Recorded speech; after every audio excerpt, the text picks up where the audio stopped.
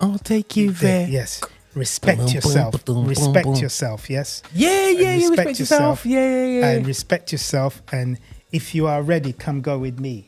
They were like the Sounds of Batness before the Sounds of Batness. Yes, that's right. The inspirational music. They were talking about emancipation, freedom, because they were regarded as a civil rights vocal group.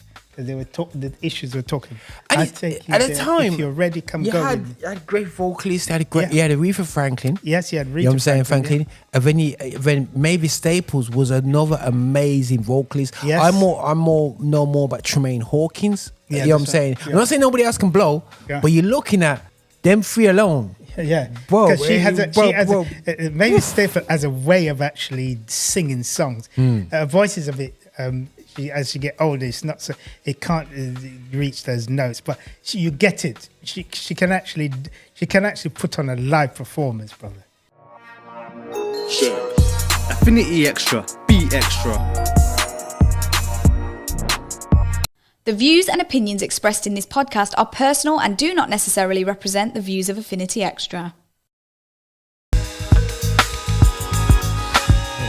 Yo, people, this is your boy here, watch more from Affinity Xtra, celebrating gospel music, Black Origin. This is how we do it, man. I'm alongside my boy, Kevin Tomlin, my boy, my uncle, my mentor, you know what I'm saying? He may laugh, you know what I'm saying? You know what I'm saying? I called him uncle the other day, and he's like, what you call me uncle for? My guy's older than me, uncle, you know what I'm saying? He's older than my uncle, you know what I mean?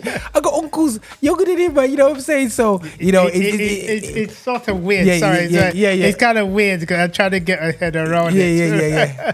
You know what I'm saying? You know, back in the day, it would say, Mars Kevin. Yeah. So, if you're West Indian, you know about that one, especially Jamaican. You know, as a respect to people, we're going to Mars Kevin, man. You know what I'm saying? Mars Kev. You know what I'm saying? You know what I'm saying? So, don't get triggered, people. You know what I'm saying? That's how you know, a endearment. You know what I mean? Yeah. We used to call it the big sister of the family. They call her sister. You know what I mean? You used to call her sister, even when she's not going to church. Yeah. You have to call her sister because she basically grew you up. You know what I'm saying? Oh, yeah. You know what I'm saying? Oh. Sometimes I call some of my cousins. Yeah. There's one, she's 83. I call her Auntie. Yeah, man. There's because she grew me up. Listen, man, there's nothing wrong, man. Auntie is not only a phrase directly because it's your mom's sibling, but it's a respect to what that person had impacted your life. You know what I'm saying? You know what I'm saying? We used to call my neighbours, and the white couple, Uncle Ted and Auntie K. You know what I'm saying? With a nice, lovely lady, we used to call them Uncle Ted and Auntie K. You know what I'm saying? I feel no way. You know what I'm saying? I used to call someone. Man taught me how to hear that. Yeah. You know what I'm saying? So, you know, so the way it goes. But listen, right, today's show, guys, you know, is this could be a quick show. This episode is about two massively honorable mentions. What we're realizing that we're triggering opening, we're doing studies on people, but we also at the same time sometimes have to double back and actually show highlights and so on. So this is all part of adding layers to what we've already discussed earlier on in the show. So if we talk about an artist, we might have to go back to the artist because we've uncovered more information, or we've got some source material to give back to you and to show the impact that they've made. Now, we've done episodes about the gospel, the growth of gospel and whatsoever. Now, there's two artists we're going to discuss today. One artist I am so know all about because that was my childhood. That was the influence, even the way I play the bass, the way I do things, the way my opening charm, everything that I do in the morning. When I get up in the morning, I have Andraé Crouch in the morning, man. But the other artists now, I've got to know more over the past few years, not realizing a BB and CC Winer's hit was derived from the Staples singers. So I know I'll take you there. Was taken from the Staples singers. And it's not until I saw them perform at, now, big up to Juliet Fletcher. We did a podcast and about with the Majestic Singers choir director, and she mentioned about the Staples singers. I was like, the Staple who? You know what I'm saying? You know what I mean? So I was like, what then about? Then we watched the Questlove's video of that park, and he had a performance of the Staples singers in New York, and then did a bit of a backstory on them, and I was like, huh? Yeah. And then I realized they did one of the great, and they were very traditional in their sounds. So I thought, who are these guys? Then Kevin did something about Muscle Show. Sound. And they're right in the middle of this amazing band that made this hit. Correct me if I'm wrong. You know what I'm saying? Muscle Show. So we're doing minding our business, doing something about Muscle Show, and their hit, I'll take you there, came from a band that wasn't. If you're ready. Yeah, that came from a band. It was a white band, innit? It was a white studio band called Muscle Show Studio. Muscle Show Rhythm Section. White brothers, mostly white brothers. This is where we're saying we're uncovering history. We're not making it biased one side. We're just saying what we saw, and they came with a hit, and you saw the Staples. So they're funky. They're funky. My God. Boy, but this is an honorable mention of some great hits anyway. Still, Andraé Crouch now, guys, is a great guy. So we're gonna lift up this album, and Kevin's gonna give us some more information for anybody who's jumping on this podcast, going, Andraé, who? You know what I'm saying? Andraé Foundational Crouch. Yeah, I am totally biased. Yes, Andraé Crouch. This is one of André's one of his early 80s album. Yeah, and it's called Finally. Was it his last album? No. There were many albums. It was one of the few last albums on Light Records. On Light Records. Yeah, Light Records. Light Records. Oh my gosh, Light Records. Yeah. So this was on Light Records, guys. Yeah, and looking at this was done in 1982. Yes, that's right. 1982. You know what I'm saying? So on. And it was done. And he got a Grammy award for that too. He's got a Grammy for this? Yes, he got a Grammy for this. Wow. Yeah. And okay, let's hit some of the songs. We Need to Hear From You. Oh, that was a monster. Oh, man. You remember it? Oh, jeez. I'm telling you, bro. Well, listen, we need to hear from you. You know what would happen if Ray was in the studio. What shall we do? Oh, yeah, no. If Ray what was shall we do? We need to hear from you. So straight away, guys, you know that that's straight. Finally. Yes. How does that go?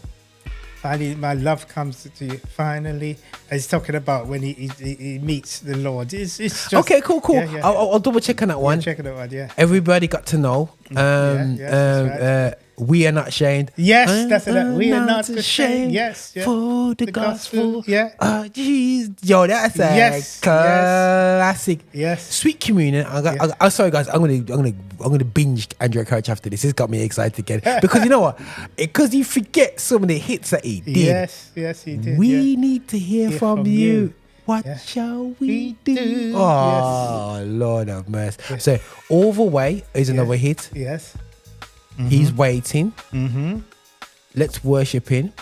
That's Why I Need You. And My Tribute. Listen, My Tribute is my jam. It is because he's got different versions over the years, man. You know what I'm saying? You know me. And it started. Sorry, I don't want to start singing it because we try not to get knocked off YouTube. We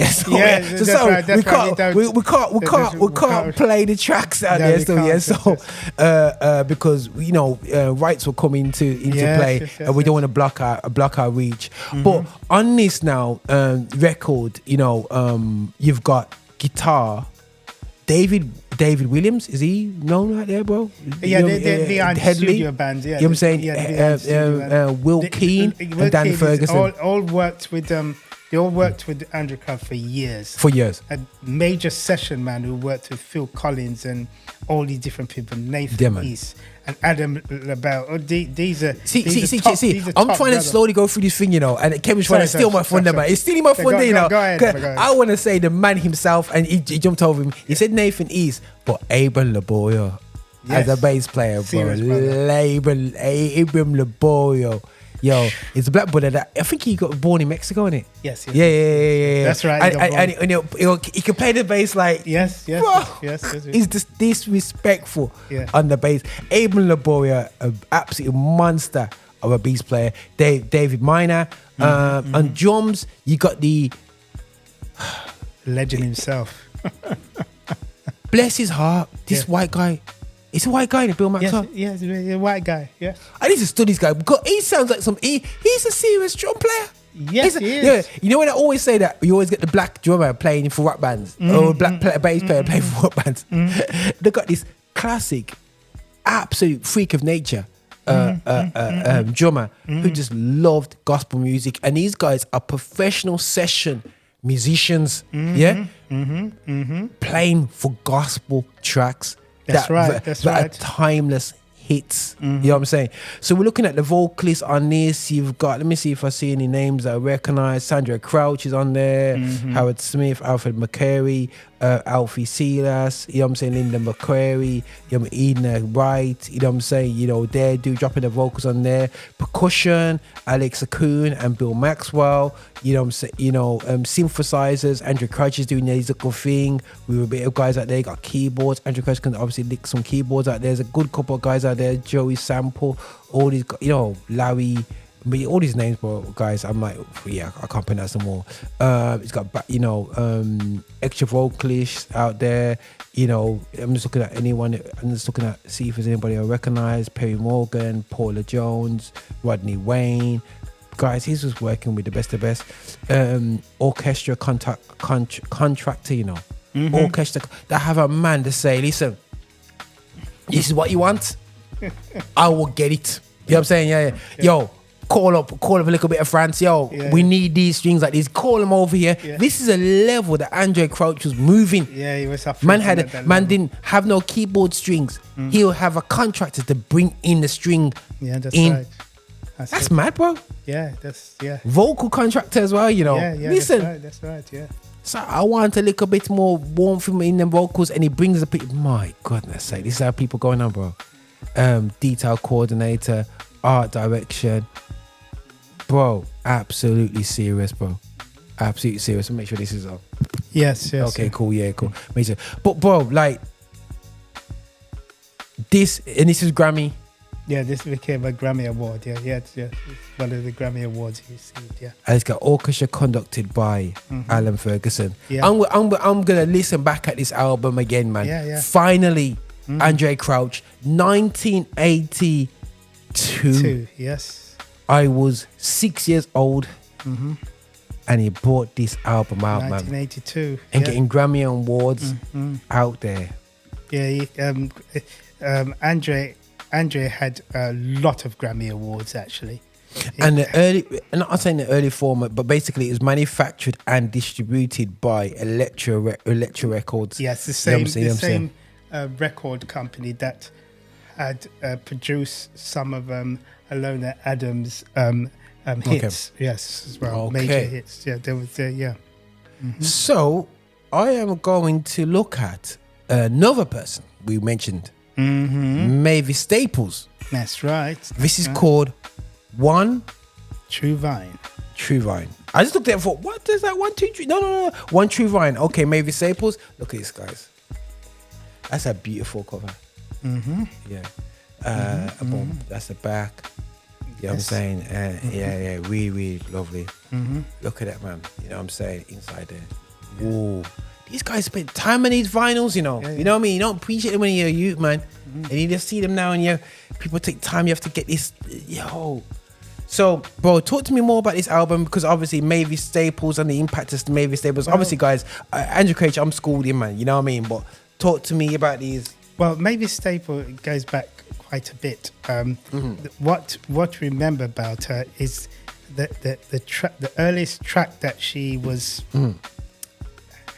she actually recorded on. It was around the 1950s.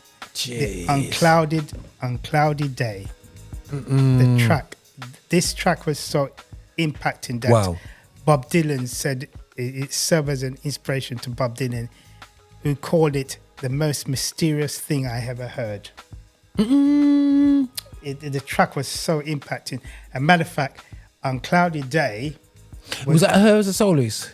Yeah, she was featured.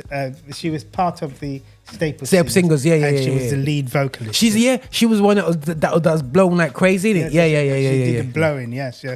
And she actually this on Cloudy Day started was actually recorded in Chicago, and it was an album that was produced by a black brother called Calvin Carter, and it was released in 1959. Okay. 2 years after I was born, so it is 65 years old. On Cloudy Day, 65 years old, brother. That classical gospel hit. It was an official million seller. It was just this is what all music said. Critics said, classic folk rooted gospel from this mixed group, singing Delta guitar with a stunning harmonies. Delta, the lead. Yeah. Because it comes to the blues. Was it like the dad was a skilled musician? I think he even mentioned that he used the little money that he had to buy a guitar. Yes. You know what I'm saying? And then, you know what I mean? And that's right. I keep saying the phrase rest is history, but it is history because they actually tore it off. Actually, also, let me just say this.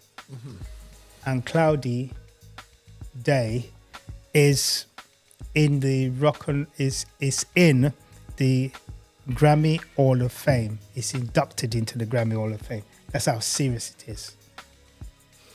Wow. Right, so she's coming from that roots. And then this is the interesting thing.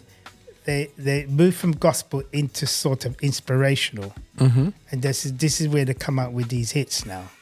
You know, with a muscle show. I'll take you there. I'll take you there. Yes. Respect yourself. Respect yourself, yes? Yeah, you respect yourself. Yeah. And respect yourself. And if you are ready, come go with me. They were like the Sounds of Batness before the Sounds of Batness. Yes, that's right. The inspirational music. They were talking about emancipation, freedom, because they were regarded as a civil rights vocal group. They were the issues were talking. At the time, if you're ready, come go with me. You had great vocalists. You had Aretha Franklin. Yes, you had Aretha. You know what I'm saying, Franklin. Yeah. And then Mavis Staples was another amazing vocalist. Yes. I know more about Tremaine Hawkins. Yeah, you know what I'm saying? Yeah. I'm not saying nobody else can blow, but you're looking at them three alone. Yeah, bro. Mavis Staples has a way of actually singing songs. Voices of it. As she get older, it's not so it can't reach those notes, but you get it. She can actually put on a live performance, brother. She can do it. People, you heard it. You heard it here, guys. On Affinity Xtra. Yeah, this is the thing that's interesting, ladies and gentlemen. This is the only album that we have, and this is the only album by a black female artist that went number one on the Christian gospel album charts, official gospel album charts in the UK. He was number one. It's the only one by a black female artist that went number one in the UK so far.